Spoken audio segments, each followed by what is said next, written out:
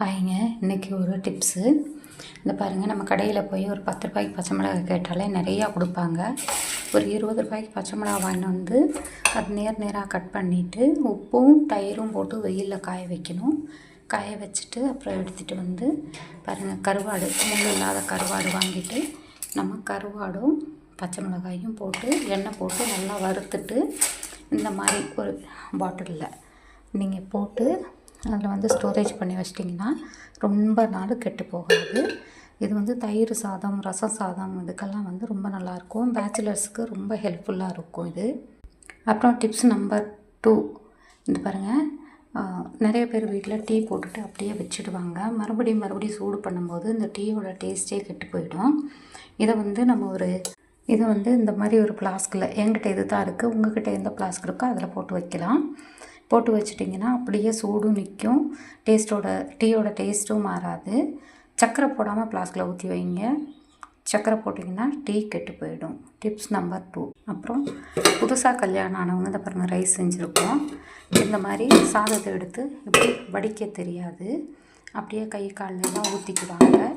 அதுக்கு நீங்கள் இந்த மாதிரி ஸ்ட்ரெயினர் வச்சு அதில் வந்து இப்படி எடுத்து போட்டுட்டிங்கன்னா அடியில் உள்ள பாத்திரத்தில் அந்த தண்ணியெல்லாம் ஒழுகிடும்.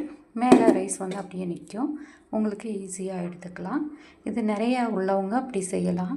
கொஞ்சமாக உள்ளவங்களுக்கு இதை எடுத்துகிட்டு பாருங்கள், சின்னது இருக்குது, இந்த மாதிரி இதுக்கு தகுந்த மாதிரி அதில் போட்டிங்கன்னா உங்களுக்கு ஈஸியாக சாதம் வடித்த மாதிரி ஆகிடும். டிப்ஸ் நம்பர் 3 பாருங்கள். இப்போ டிப்ஸ் நம்பர் 4. நம்ம வீட்டில் அந்த மாதிரி கபோர்டு இருந்துச்சுன்னா அதில் வந்துட்டு இந்த மாதிரி டபுள் டேப் உள்ளது பாருங்கள். நான் வந்து டபுள் டேப்பு அந்த இது வந்துட்டு நான் வாங்கி ஒட்டி வச்சுருக்கேன். இப்போ நம்ம வேலைக்கையோ எங்கேயோ வெளியில் போயிட்டு வந்து நம்ம டூப்ளிகேட் ஆகட்டும், ஒரிஜினல் ஆகட்டும், கழுத்தில் உள்ளலாம் கழட்டி எங்கன்னா அங்கே போட்டுருவோம். அதுக்கு பதிலாக இந்த மாதிரி வச்சுட்டு நீங்கள் உங்களுக்கு எங்கெங்கே தேவையோ மொத்தமாக 2 டோர்லேயும் நீங்கள் மாட்டி விட்டுட்டிங்கன்னா உங்களுக்கு அர்ஜென்ட்டுக்கு ட்ரெஸ் பண்ணிவிட்டு தேட தேவையில்லை, எடுத்து ஈஸியாக போட்டுக்கலாம். இது வந்து ட்ரெஸ்ஸிங் டேபிள் இருக்கவங்க போட்டுக்கலாம், இல்லாதவங்க இந்த மாதிரி யூஸ் பண்ணிக்கலாம். என்கிட்ட ட்ரெஸ்ஸிங் டேபிள் இருக்கிறனால அதுலேயும் கூட நான் வந்து இந்த மாதிரி தான் யூஸ் பண்ணியிருக்கேன் பாருங்கள்.